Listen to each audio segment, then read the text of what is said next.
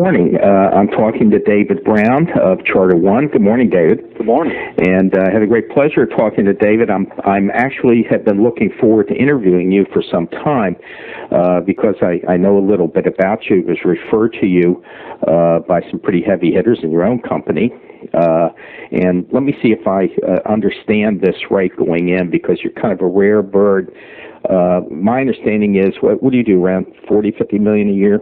About 40 a year. About 40 a year. But what is unusual about that, and my understanding too, is you rank either number 2 or 3 out of about 200 loan officers in your company. But what's unusual about you is the fact that cranking that kind of volume, you do it with an average loan amount of $110,000. Which is unusual in itself. It really equates to somebody doing double or sometimes even triple that kind of volume. Also, as I understand it, that I've heard a couple things that David Wollman told me, who's a real big fan of yours. He said that you're a man who gets up at 4 in the morning and sometimes doesn't get out of that office to 12, even 2 at night. That you're an extremely hard worker, you have no helpers, and you actually process your own loans. So I just want to see if I get this straight. That's correct. That's unbelievable. Well, we will certainly loop back into that and how can you can operate efficiently and do that kind of business operating like that. But before we start, most of the listeners out there, everybody likes to know where people came from and how they got in the business and when you got in the business. So other than I know you work in the Birmingham area, how about a little background on yourself? I'm from Roanoke, Virginia. I've been in the mortgage banking business since April of 1990. Prior to that, I coached high school football for 7 years. Getting out of high school coaching, got into sales with Reader's Digest, selling to schools, and from there got into the mortgage business, and I've been doing this for about 10 years. Well, how'd you end up down in Arkansas? Actually, it's Alabama. I mean, I'm sorry. People kill me down there for saying less. The job I took coming out of coaching brought me to Birmingham, and I was in the school sales for 7 years before getting into the mortgage business. Mm-hmm. What actually triggered you getting into the business? That's a little bit of an unusual transition. A gentleman I used to coach high school football with in Pensacola, Florida, had gotten out of coaching and got into real estate, and from there got into the mortgage business. And he and I have been friends for some time, and just in passing conversation, I'd let him know that I was not interested in the job I was doing. And he called me back about 4 months later and asked if I was still thinking about getting out of it. And I said yes. He said, well, we have a position open in Birmingham. Would you be interested? And the rest is kind of history. For those listeners out there that think that Alabama and Birmingham or somewhere in a forest somewhere with a couple homes, I happen to know a little bit about that town and how progressive. And I just wondered if you might talk a little bit about your market area, because it certainly would exceed what a lot of people out there think.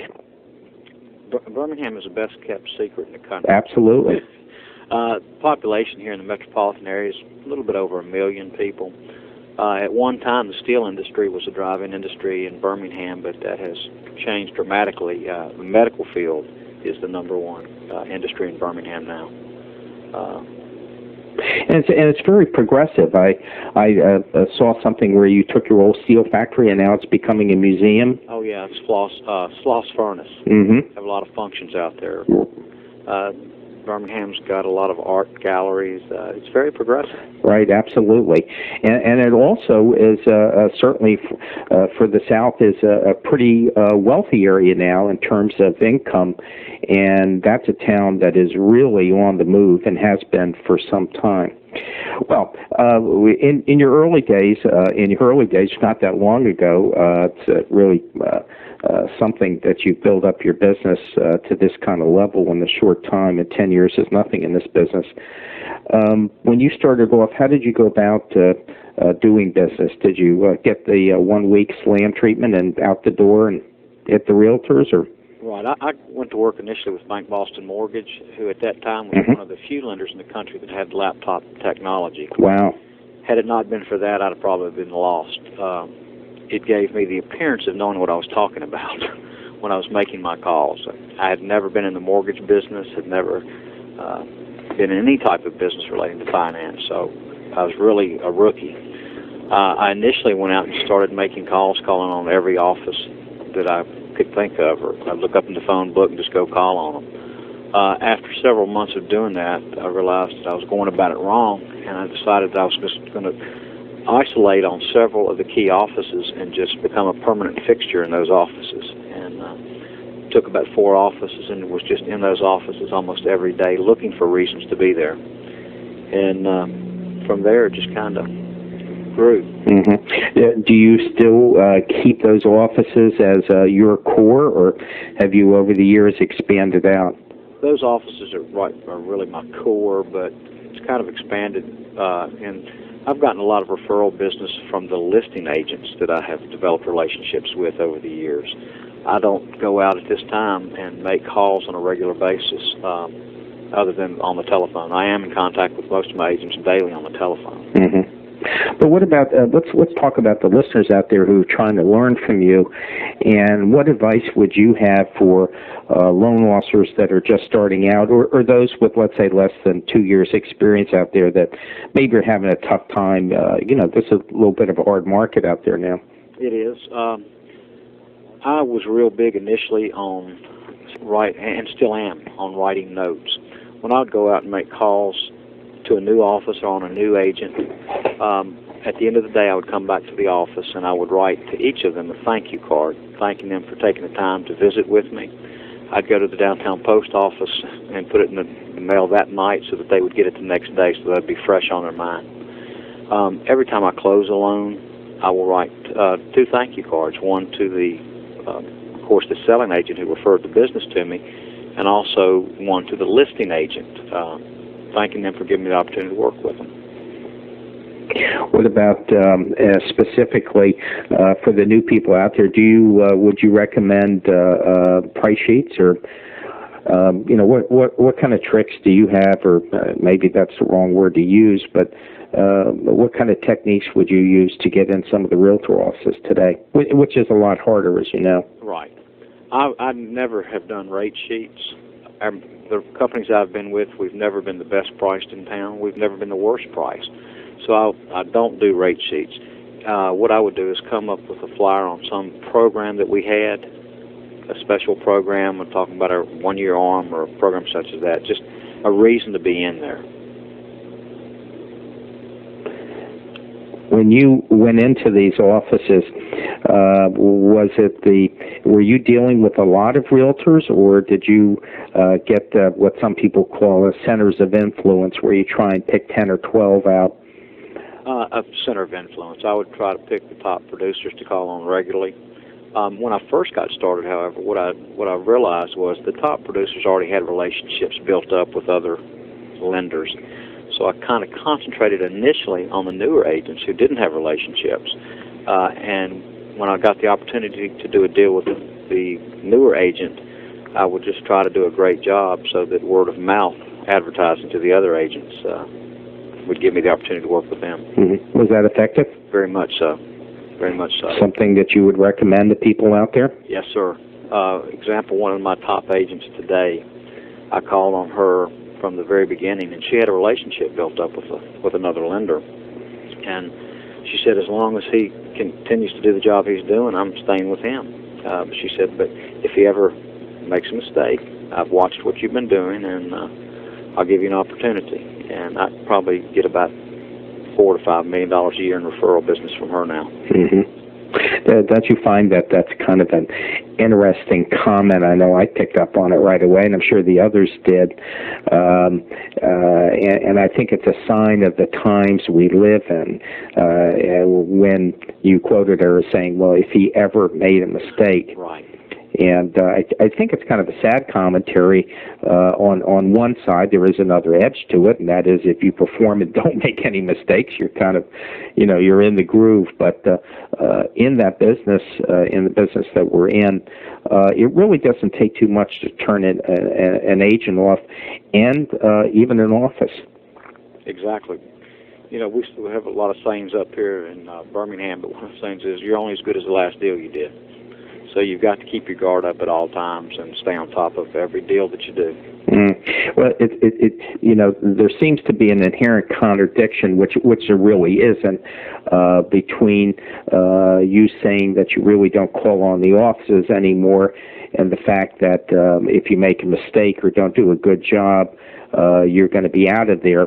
But I'm sure there's a flip side to the coin, and I wonder if you would get into some of your personal habits, because I know that I know the hours that you work. I've heard it from two people, actually.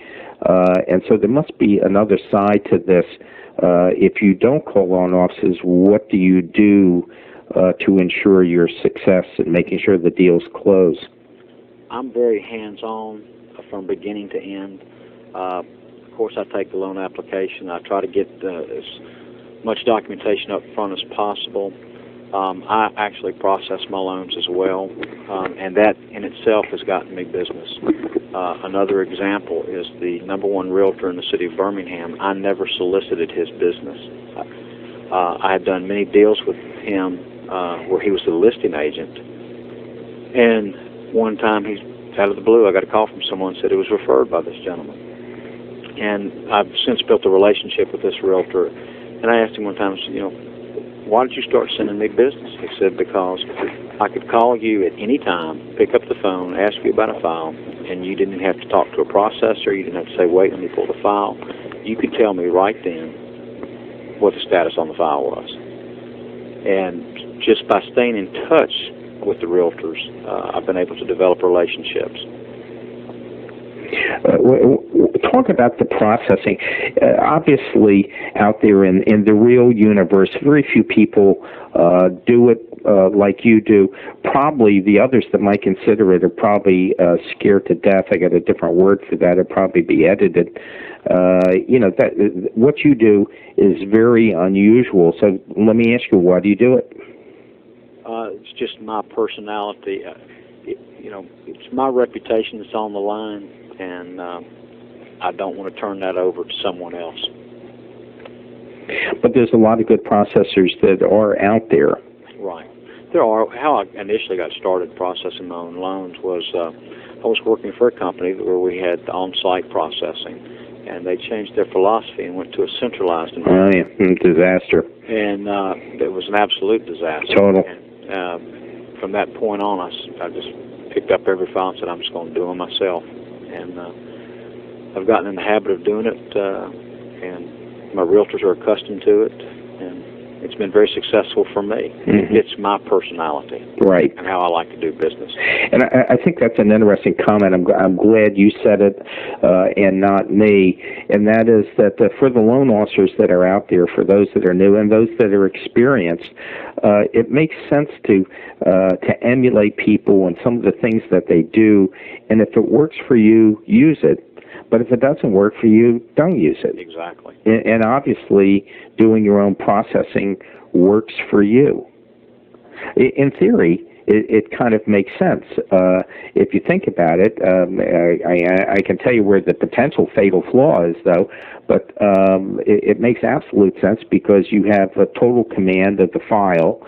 You're up to date, and as you say, when your realtors and your prospects and clients out there know you're actually processing, I think that is, from a marketing standpoint, that is a great selling tool. It is. I do think the fatal flaw in it is that if you do not manage your time well, the worm can turn against you on something like that too. And obviously, you do manage your time well.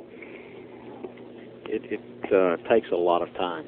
It takes a lot of self-discipline and a lot of sacrifice. Mm-hmm. But it has worked for me, and I'm happy with where I am right now. Well, you're obviously doing 30 loans a month, and at that kind of rate, that's one pop a day. Do you find that you have pretty good recall when you're talking to your realtors out there? Yes, sir. They're amazed that they can just ask a question on any file, even files that have closed in the past. They'll mention a name and I can tell them where they work, etc. Mm-hmm. Don't you think that's a great mark? I mean, I'm not recommending that people do this because you're kind of a life force unto yourself. But I just think that has to be an incredible marketing tool out there, just through spreading this word of mouth. Right. That here's this guy out here that does this incredible volume. He's really good, and by the way, he processes his own loan. I think and I don't want to take over this conversation. I'm talking a little too much already, but I think by extension, and we'll see if you agree here, there is a lesson here for loan officers out there, and I think the lesson is if you don't do it yourself, if you do have a processor, at the very least, you better be really involved with your files and know them inside and out. That's exactly right. So help me here, talk. One of the things that has really made it a little easier is the improvement in technology, the desktop underwriting, limited documentation. You don't have to spend as much time processing a file. So that has given me the ability to do more volume. If I was processing all my files and doing 40 million a year, 10 years ago it would have been a whole lot more difficult. But the automated underwriting and streamlined processing has made it a little bit easier to do. To do it yourself.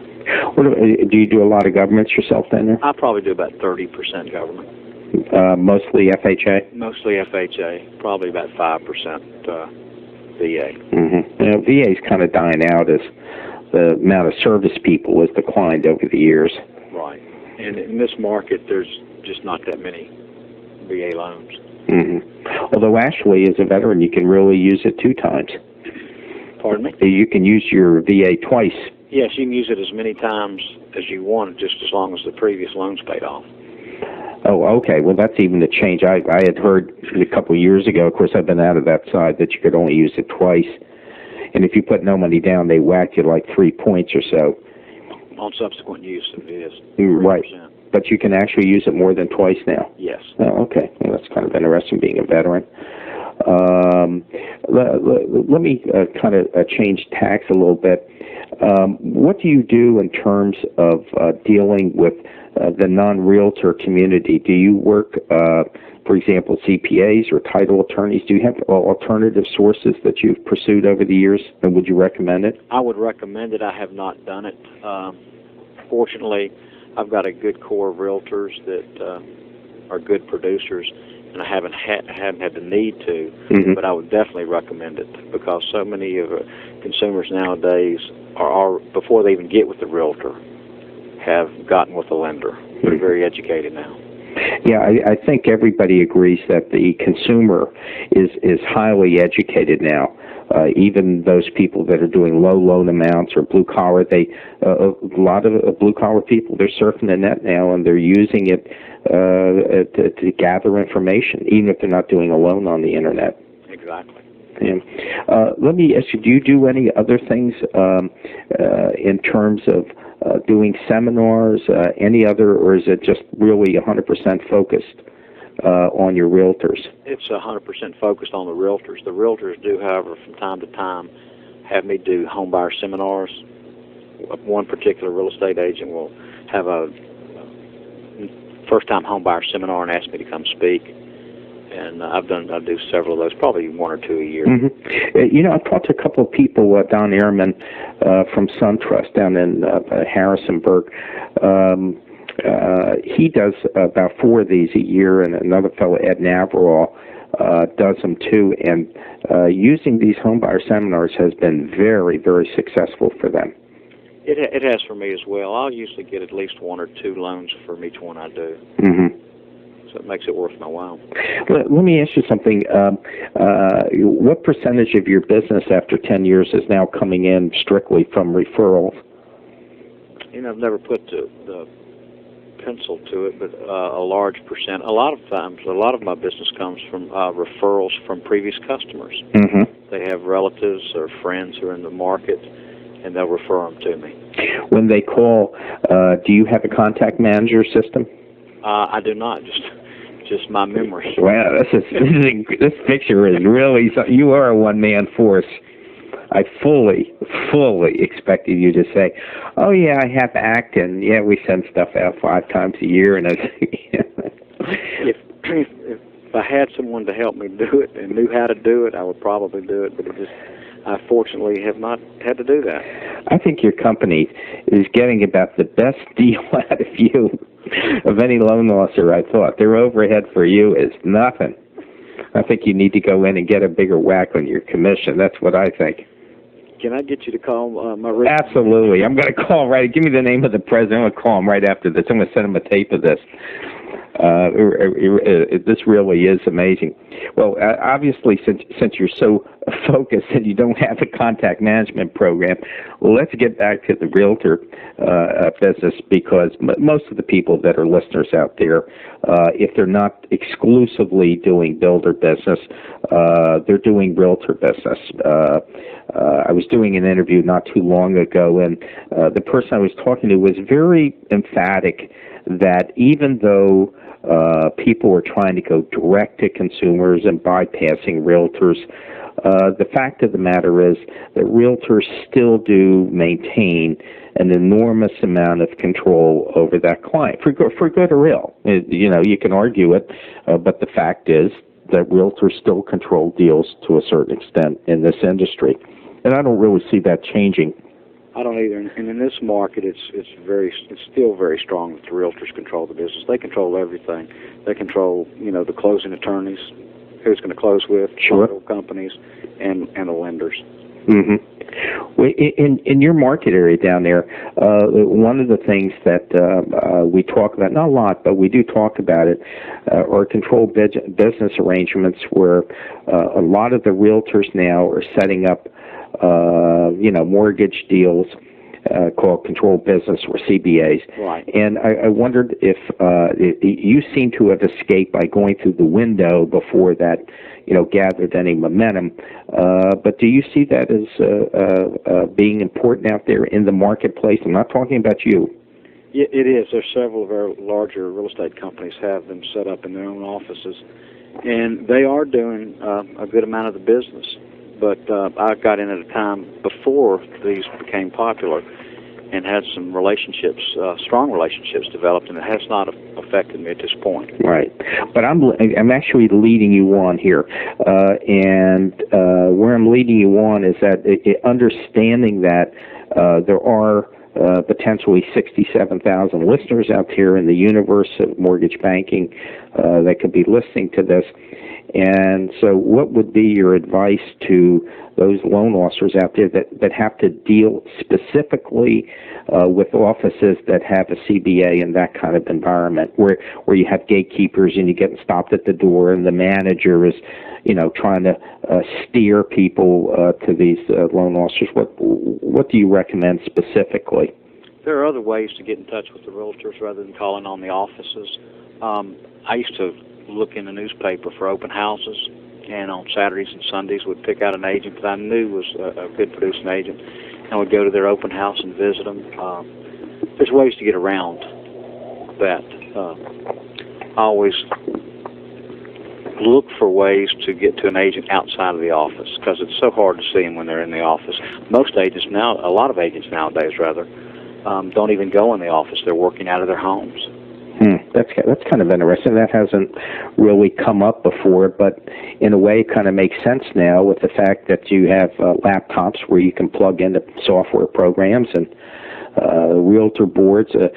Can people, realtors down there, access multiple listings through home computers? They do here in Birmingham. Mm-hmm. And a lot of them don't even go into the office. They may go in for a sales meeting once a week or to turn in a listing, but a lot of them work out of their homes. Well, that's kind of an interesting play here. Why don't we kind of run with that?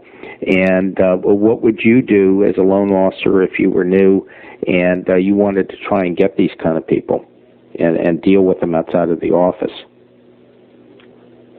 I would, like said in the Birmingham paper, every Sunday they have new listings in the paper and who the agent is.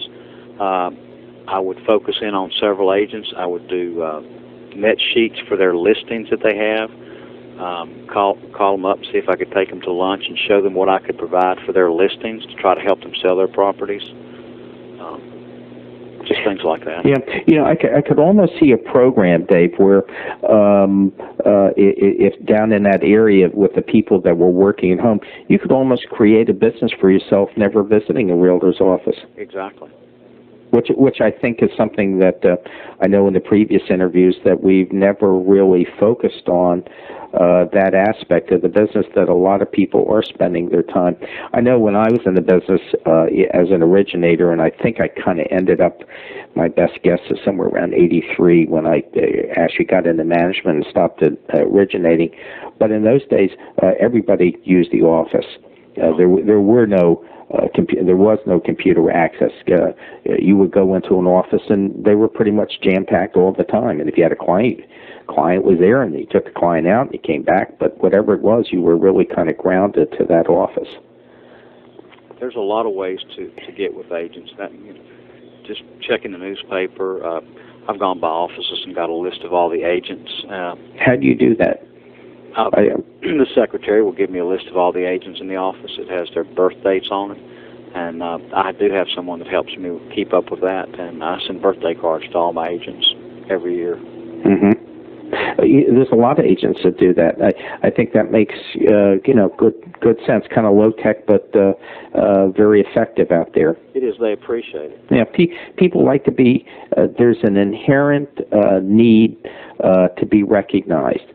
And it excludes across everything, and it doesn't have to be money. They've done studies. Human resource companies have done studies on what keeps morale high. And while money is way up there, and the fact that a pat on the back, a boss coming by saying you're doing a good job, it's immense. In the services, Churchill once was quoted as saying that it was just amazing what people would do for a little piece of ribbon, right? Which is kind of on that same sort of plane, that we all want to be recognized. And the flip side is that if you can cater to that effectively, you're developing a relationship. Right. I wonder if you would discuss your feelings on relationship selling and its importance in the industry. Can you stop the tape for something? Sure, I'd be happy to. Anyway, talking about relationships, I wonder if you talk a little bit about relationships and the importance of developing a relationship with a client. Relationships is the name of the game in this business. You are relying on referral business from realtors, from whoever your referral source is. Mine just happens to be real estate agents. I always keep them in the loop. One of the things I do that a lot of loan officers don't do is I always keep the listing agent involved in the process of the loan. Once I take an application, I will call the listing agent if I don't know them and introduce myself to them and give them my numbers, let them know how the process will flow. And many times the reaction I'll get from the listing agent is, "Why are you calling me? I'm just the listing agent." So many people forget that listing agent, and that is a great way to meet a new realtor and to develop a relationship. And many of my relationships that I have now came from being built when they were the listing agent. So don't ever forget the listing agent. That's a great relationship to try to develop. So you just got to stay in contact with the agents. I would used to call them on a daily basis, just to let them know what was going on. I like that. A lot of people like to send out cards, letting them know the process how the process is going. I prefer the personal touch by giving them a telephone call. One of the things that agents want is a loan officer who is always accessible. A lot of loan officers say, "You can call me anytime," and they'll get beeped and never return the call. I've got a pager, and anytime I'm paged, no matter what I'm doing, I'll stop and give that person to call, whoever paged me. I may not be in a position to talk to them, but at least I'll let them know that I did get their call, and most things I can handle very quickly that way. But they appreciate the quick response. You know, I don't want to interrupt your train of thought here, but yeah, I thought you did say a couple things interesting here. One is that getting back to people, even to let them know that you can't talk to them. Right. It's the fact that you get a quick response. How many loan officers are there out there? And you know there's a bazillion of them that will get a call. They could make a call back, say, look, I'm really busy now in the midst of this. I just want to touch base. I got your call. I will call you back. Instead, they kind of, wait 20, 30 minutes or whatever, and then give them the call back so they can give them their attention. But by that time, the fox is out of the cage. Exactly.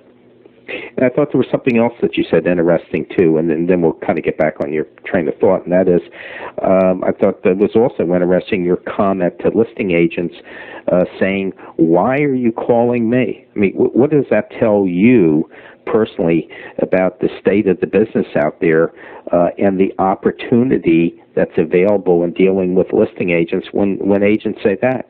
It just says they're not being covered. Exactly. We're always going out looking for ways to meet new agents. We're going out making cold calls and trying to meet someone who probably doesn't want to talk to you, but you've got a listing agent who has got a real deal, and this is a great way to build a relationship. Mm-hmm. She wants to hear from you. Right, exactly. But your comment is that she's saying, well, why are you calling me? And I think that's indicative to a certain extent. I'm sure you can blanket everything and make a blanket statement about it, but certainly loan officers, that's a way that it can increase their business by simply keeping in touch with the listing agent. What about title attorneys? Do you keep in touch with title? Do you have title attorneys? How do you do something? We close with attorneys here in Birmingham. Just attorneys? Right. Mm-hmm. There's a core of closing attorneys here in Birmingham. There's probably 10 major closing attorneys. We have a great relationship with the attorneys. I don't call on them for a referral source, but it's, again, this whole business is a relationship business.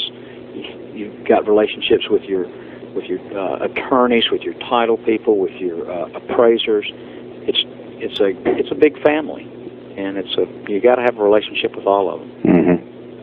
Yeah, I think relationships are the key in this business, and I think on that note, I think we'll kind of wrap up. I want to thank you for taking your time and giving our listeners out there your insights. You are an unusual bird for sure in the methodology, but I think there's some real lessons that can get extracted from the way you do your business and the concept of keeping in touch and knowing that file. Those are kind of universal things that loan officers should be doing, even if they don't do it your way. So I want to thank you very much for taking your time, and we'll keep in touch, and we'll talk to you later, David. Thank you very much. Thank you.